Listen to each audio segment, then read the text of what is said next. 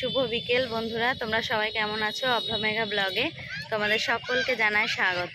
তো আজকে দেখো আমরা মাঠে এসেছি, খেলতে লাগতো। দেখো সবাই মিলে চলে এসেছি মাঠে, আমি আমার বোন, আর এদিকে দেখো সমস্ত বাচ্চারা খেলছে।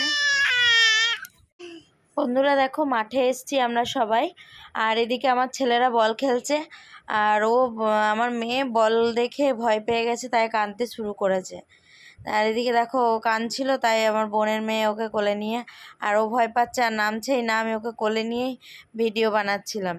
তো কাল জামাই ষষ্ঠী গেছে, আর আজকে আমি এখন বাপের বাড়ি থেকে যাইনি, আর আজ হচ্ছে আমাদের গুরুদেবের জন্মদিন।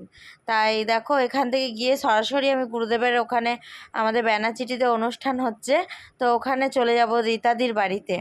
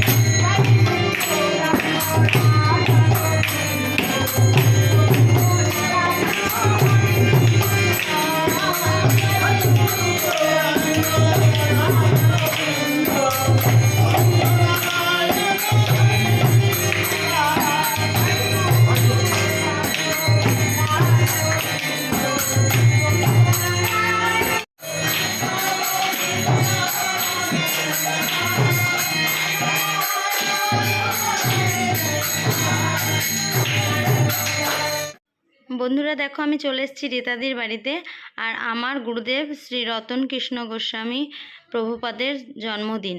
আমরা সব গুরু ভাই বোনরা কীভাবে পালন করছি সেটাই আজকে আপনাদেরকে আমি দেখাচ্ছি। তো সবাই এখানে দেখো এত সুন্দরভাবে কীর্তন হচ্ছে, আর সবাই নৃত্য করে করে কীর্তন করছে। খুব ভালোভাবে আমরা গুরুদেবের জন্মদিনটা পালন করলাম। এই যে এটা হচ্ছে রীতাদির বাড়িতে আমরা এসেছি সবাই ব্যানাচিটিতে, তো ওখানেই হচ্ছে গুরুদেবের জন্মদিনটা পালন। আমরা সব গুরু ভাই বোন মিলেই করছি। তো দেখো এখানে যে কীর্তন করছিল সে কিভাবে নাচ করছে। এদিকে রীতাদি আছে, আমি আছি, আর বেশি সবাই আসতে পারেনি, আর সেদিন বিকেলবেলায় ঝড় বৃষ্টি হলো, তার কারণে অনেকেই আসতে পারেনি। তো আমরা যে কজন এসেছিলাম সে কজনই খুব আনন্দ করে কাটালাম। আমি এখনও গুরুদেবের কাছ থেকে দীক্ষা নিয়ে আমার এই 2 বছর হলো। তো এই 2 বছরের মধ্যে আমি যেটুকু পেয়েছি এতে মানে আমি নিজেকে ধন্য বলে মনে করি। আর গুরুর চরণ ছাড়া তো আর কিছুই নেই। গুরুদেব যেমনভাবে চালাচ্ছে সেরকমভাবেই চলছি। আর এই দিদি অনেক দিন ধরে গুরুদেবের কাছে দীক্ষা নিয়েছে, আর এই দিদির কাছ থেকে যেটুকু শিখছি আমি কিছুই জানি না। আমি বড়ই অধম। এই অধম কিভাবে কি করবে জানি না, কবে আমার কি গতি হবে। তো এই দিদির কাছ থেকে একটু এসে যেটুকু শিখছি সেটুকুই আমার শিক্ষা। তো আমরা সবাই খুব নৃত্য করে করে দেখো এখানে কীর্তন করছিলাম। আর এদিকে রীতাদির নাতনি এই যে পুচকিটা, ও খুব নাচ করছিল।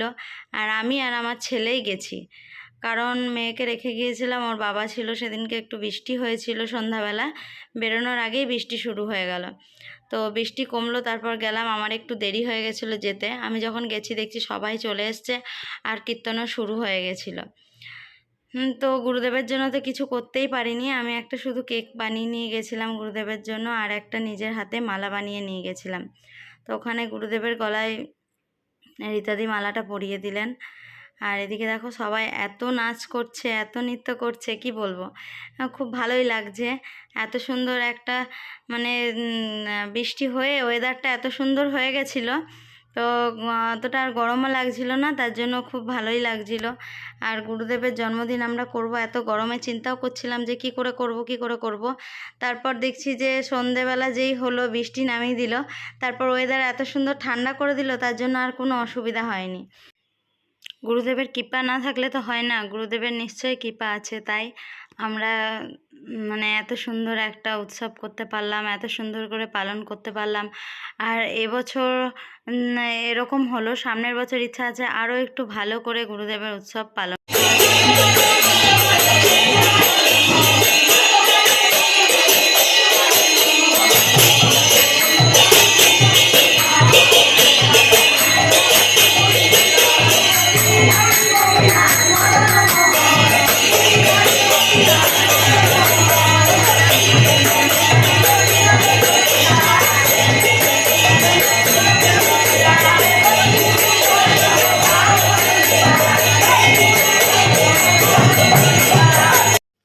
এদিকে দেখো এত সুন্দরভাবে কীর্তন হচ্ছিল। আর আমাদের যেহেতু কোনো মাইকেরও ব্যবস্থা করিনি, যিনি কীর্তন করছিলেন ওনার গলা খুব সুন্দর, এত সুন্দরভাবে শোনা যাচ্ছিল, এত জোরে, তাই আপনাদেরকেও একটু শোনালাম। খালি গলায় যেহেতু করছে তাই আপনাদেরকেও একটু আমি শোনাতে পারলাম। তো দেখুন এদিকে আমরা সবাই মিলে খুব আনন্দ করছি, সবাই মিলে খুব সুন্দর করে কীর্তন হচ্ছে, আর এদিকে গান হচ্ছে। গুরুর কৃপা না থাকলে এইসব হয় না, গুরুর অসীম কৃপা, তাই এত সুন্দর একটা মুহূর্ত আমরা কাটাতে পারলাম এত সুন্দরভাবে। তারপর আমি বাড়ি থেকে একটা কেক বানিয়ে নিয়ে গেছিলাম, আর ওইদিকে আর একটা দিদিও আর একটা কেক বানিয়ে নিয়ে এসেছিলো। তো ওই দুটোকে ভগবানকে নিবেদন করেছিল, ওখানে ভগবানের সামনে দিয়ে ভগবানকে নিবেদন করেছিল। আর গুরুদেবের জন্য দুটো কেক অর্ডার দেওয়া হয়েছিল বাইরে থেকে, নিরামিষ কেকই। তো সেই কেকগুলোই তখন লাস্টে কাটা হলো। তো গুরুদেবের জন্য যে কেকগুলো অর্ডার দিয়েছিল সেই কেকগুলো লাস্টে আমরা কেটে নেব, সেগুলো আপনাদের সাথে আমরা শেয়ার করব। আর আমার ভিডিওটা আপনাদের কেমন লাগছে আপনারা প্লিজ লাইক কমেন্ট সাবস্ক্রাইব করতে ভুলবেন না। আমার ভিডিও যদি আপনাদের ভালো লেগে থাকে তাহলে প্লিজ প্লিজ প্লিজ সবাই লাইক কমেন্ট শেয়ার করবেন। তো দেখুন এত সুন্দরভাবে সেই লাস্ট পর্যায়ে চলে এসছে কীর্তন, সবাই নৃত্য করে করে কীর্তনটা শেষ করব আমরা। আর এদিকে তারপর সবার লাস্ট পর্যায়ে এসে গুরুদেবের জন্য যে কেকগুলো আনা হয়েছিল সেই কেকগুলো আমরা কেটে নেব।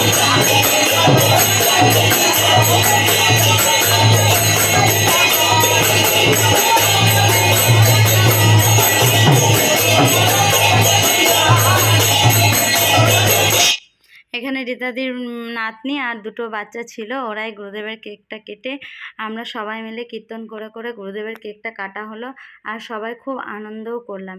এইভাবেই আজকে আমরা আমাদের গুরুদেবের জন্মদিনটা পালন করলাম। আপনাদের কেমন লাগলো আপনারা সবাই জানাবেন। তো দেখুন বাচ্চাটা প্রথমে কেকের ইয়েটা ধরেই একটুখানি কেকটা উঠে গেছিলো, ও তো জানে না, ও ছোট বাচ্চা। তো তারপর ওর হাত ধরে